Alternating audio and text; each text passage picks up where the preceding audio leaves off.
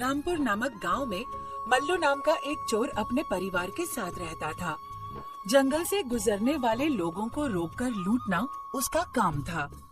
चोरी करते समय अगर वे उसके खिलाफ हो जाते तो वो उनकी जान लेने से भी हिचकिचाता नहीं था। इसी बीच एक दिन उसकी पत्नी, जिसका नाम सरिता था, अभी तक कुछ भी नहीं मिला है, तुम कब जाओगे? जल्दी जाओ, राहगीरों का समय हो गया है। फिर अगर दोपहर हो गई तो कोई नहीं आएगा, तुम्हें गए हुए 3 दिन हो गए हैं। अरे भाई जा रहा हूँ, अभी 3 दिन ही तो हुए और चोरी से तुम्हारा क्या मतलब है? हाँ, हमें जल्दबाजी नहीं करनी चाहिए। पिछली बार लोग हमारी चोरी के बारे में जान गए थे और पास आने से डरने लगे थे। कुछ समय बाद लोग वापस आएंगे और घटना को भूल भी जाएंगे। ये सब देखकर ही चोरी करनी पड़ेगी। मैंने कहा कि मैं आज जाऊंगा, लेकिन जाने से पहले मुझे कुछ खाना है। खाना तैयार है, तुमको देर हो गई है। ये लो खाना, इसे लेकर जल्दी जाओ। ठीक है, मैं जा रहा हूँ। तुम्हें मेरे साथ आना है या नहीं? अगर मैं तुम्हारे साथ जाती हूँ तो तुम्हारे साथ अच्छी चीजें ही होती हैं और तुम सकुशल लौट आते हो। मैं कई दिनों से हीरे का हार मांग रही हूँ, इस बार ले आना। अरे मैं थोड़ी बनाता हूँ ये, मुझे ऐसे लोग मिलने चाहिए जो हीरे का हार पहनते हैं। तो मल्लू उस दिन चोरी करने निकल जाता है। वो रास्ते में एक पेड़ के पास छिप जाता है। अच्छा मेरी बात सुनिए राजू चाचा, आप जरा ध्यान से जाइएगा। आप बहुत सारे पैसे लेकर जा रहे हैं। गांव जल्दी पहुंचिएगा क्योंकि यहाँ बहुत चोर हैं। ठीक है, ये मेरे लिए कोई नया रास्ता नहीं है।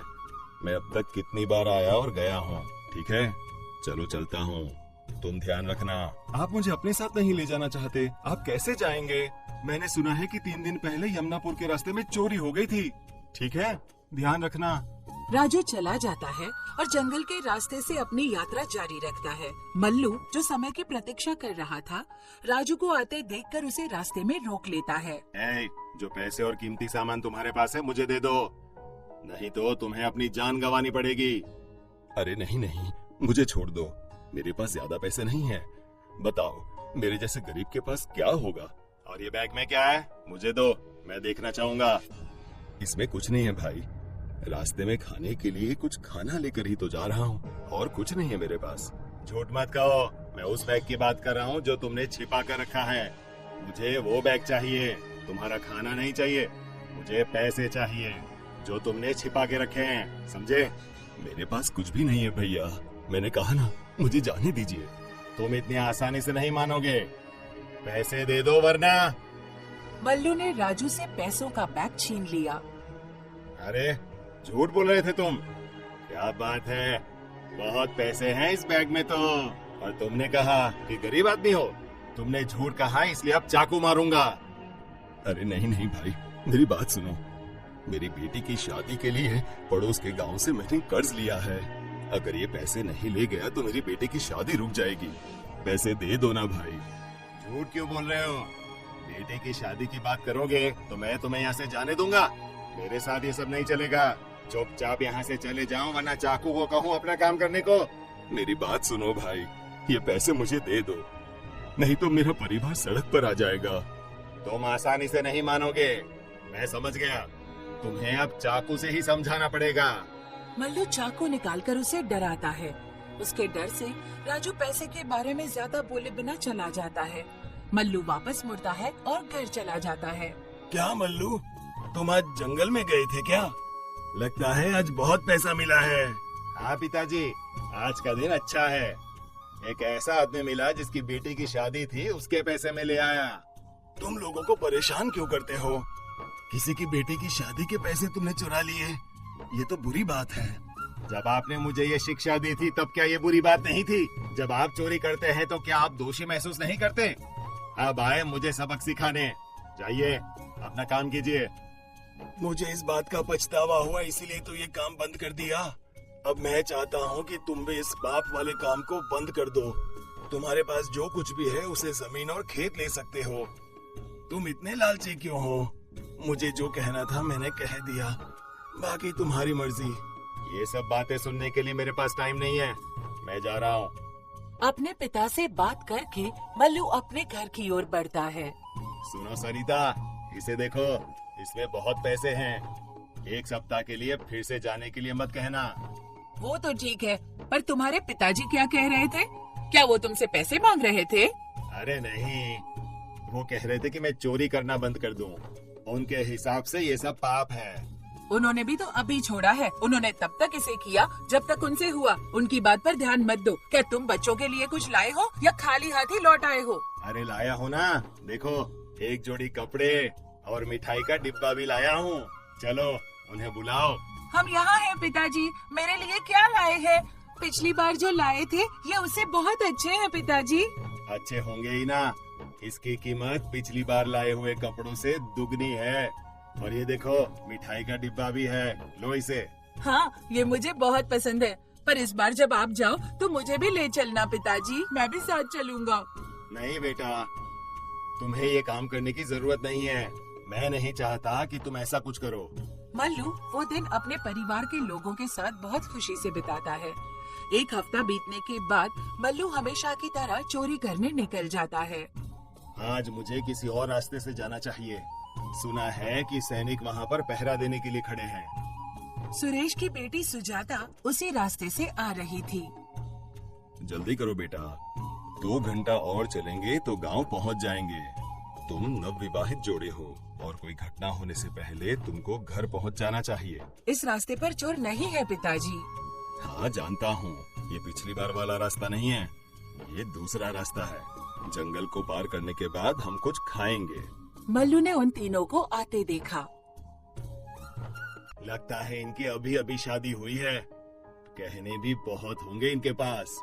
अगर मैं इन्हें लूट लूं तो 10 दिन तक आराम कर सकता हूँ। चुपचाप से जो भी गहने और पैसे हैं मुझे दे दो, वरना तुम लोग यहाँ से जिंदा नहीं जा पाओगे। देखिए भैया, ये नवविवाहित जोड़ा है। 2 दिन पहले ही इनकी शादी हुई है। हमारे पास जो पैसे हैं वो ले लो, लेकिन हमें जाने दीजिए। हम इस बारे में किसी को नहीं बताएंगे। मैं तुम्हें बेवकूफ लगता हूँ क्या? तुम्हें लगता है कि मैं कोई छोटा मोटा चोर हूँ? मुझे पैसों के साथ सारे गहने भी चाहिए, वरना तुम्हें पता है इस रास्ते में कितने लोगों ने अपनी जान गंवाई है। अगर जान का डर है तो यहाँ पैसे और गहने रख दो। देखिए, हमने सारे गहने इस बैग में रखे हैं। आप इसे ले लीजिए और हमें जाने दीजिए। और वो मंगलसूत्र और गले के हार का क्या? वो कौन देगा? उसे भी निकाल कर यहाँ रख दो। नहीं नहीं, ये हार मैं नहीं दूंगी। ये हार मेरी माँ का है। इसमें मेरी माँ की यादें हैं। भगवान के लिए इसे मुझसे मत छीनो। भगवान के लिए इसे छोड़ देंगे तो हम जैसे लुटेरे क्या भीख मांगेंगे? खुद ही अपने गले से इसे उतार दो, वरना मैं निकाल लूंगा। आसानी से समझ नहीं आता तुम्हें? भैया, ये नवविवाहित लड़की है। इस मंगलसूत्र को हटाना ठीक नहीं है। लगता है तुम ऐसे नहीं समझोगे। अब मैं अपने चाकू से ही समझाऊंगा। मल्लू चाकू निकालता है और सुरेश को चाकू से मार देता है। सुरेश की मौके पर ही मौत हो जाती है। अब समझ में आया? चुपचाप हार देती हो या और भी कुछ कहना है? वे डर के मारे सारी चीजें निकालकर मल्लू को दे देते हैं और सुरेश को लेकर वहाँ से चले जाते हैं। पेड़ पर बैठा भूत मल्लू की सारी करतूतें देख रहा था। हे मल्लू, लगता है आज का दिन तुम्हारे लिए अच्छा है। पैसे और जेवर के साथ गले का हार भी तुम्हें मिल गया, लेकिन ये सब पाने के लिए तुमने एक जान ले ली। तुम्हें इसे क्या लेना देना? तुम हो कौन? मैं किसी भूत वूत से डरता नहीं हूँ। मैं डरावना भूत नहीं हूँ, मैं एक बुद्धिमान भूत हूँ। बताओ, तुम राहगीरों से सारे पैसे, जेवर और हार क्यों चुरा लेते हो? क्यों चुराता हूँ? मैं चाहता हूँ कि मेरी पत्नी और बच्चे आराम से रहें, जिससे हमें पैसे की परेशानी ना हो। अच्छा, तुमने अपनी पत्नी और बच्चों की खुशी के लिए किसी भले इंसान की जान ले ली। क्या तुम उन्हें इतना प्यार करते हो? हाँ बिल्कुल, मैं जो कुछ भी करता हूँ उनके लिए ही करता हूँ। मेरी पत्नी कई दिनों से हीरो का हार मांग रही थी। आज हार को देखकर उसका चेहरा खुशी से खिल उठेगा। अच्छा, लेकिन क्या उन्हें खुश करने के लिए तुम्हें इतने पाप करने पड़ते हैं? पाप करने के बाद तुम्हें भुगतना पड़ेगा। हर पाप की सजा होती ही है। ये सब बेकार बातें हैं। पाप और पुण्य कुछ नहीं होता। आज जो मिला है वो मेरा है, कल किसी और का होगा। बस मैं भी ऐसा ही सोचता था। पिछले जन्म में तुम्हारे जैसा ही बड़ा डाकू था। पाप से नहीं डरता था मैं, पर अब देखो क्या हाल हो गया है मेरा। इस हालत से मुझे हजारों सालों तक मुक्ति नहीं मिल पाएगी। तुम भी ये पाप के काम बंद कर दो। मैंने इसे अनुभव किया है इसलिए कह रहा हूँ। ये मेरा हाल इसका सबूत है। अब सुधर जाओ। लेकिन अगर मैं कल से ये काम बंद कर दूं तो अपनी पत्नी और बच्चों को आराम नहीं दे पाऊंगा। और अगर मुझे उनकी जरूरतें पूरी करनी है तो मुझे चोरी के अलावा कुछ नहीं आता। मतलब तुम अपनी पत्नी और बच्चों की खुशी के लिए ये सारे पाप कर रहे हो। लेकिन एक काम करो, तुम पहले भी बहुत पाप कर चुके हो। पैसे और गहनों के साथ अपने पाप को भी उनके साथ बांट कर देखो, तब वो तुम्हारे पाप को स्वीकार नहीं करेंगे। अगर तुम चाहो तो एक बार उनको ये पूछ कर देखो। मुझे अपने परिवार को पूछने की जरूरत नहीं है, वो मेरे लिए कुछ भी करेंगे। अगर पाप को स्वीकार करने की बात कर रहे हो तो वो लोग जरूर करेंगे। मैं अभी जाकर उनसे पूछता हूँ। मल्लू घर वालों से भूत के कहे अनुसार अपना पाप साझा करने के बारे में पूछने जाता है। वो पहले अपनी पत्नी से पूछता है। ये लो, हार लाया हूँ और इसमें पैसे हैं। अब मुझे महीनों तक जाकर चोरी करने की जरूरत नहीं है। बहुत अच्छे। मैं हमेशा से ये हार चाहती थी। मैं जो कुछ भी मांगती हूँ तुम उसे बिना इनकार किए ले आते हो, इसीलिए मैं तुम्हें बहुत पसंद करती हूँ। अरे सरिता, ये सब तो मैं तुम्हारे लिए ही तो करता हूँ। अब तुम्हें एक काम करना होगा। मैं तुम्हारे लिए कुछ भी करूँगी। आज मैं बहुत खुश हूँ। बोलो मुझे क्या करना है?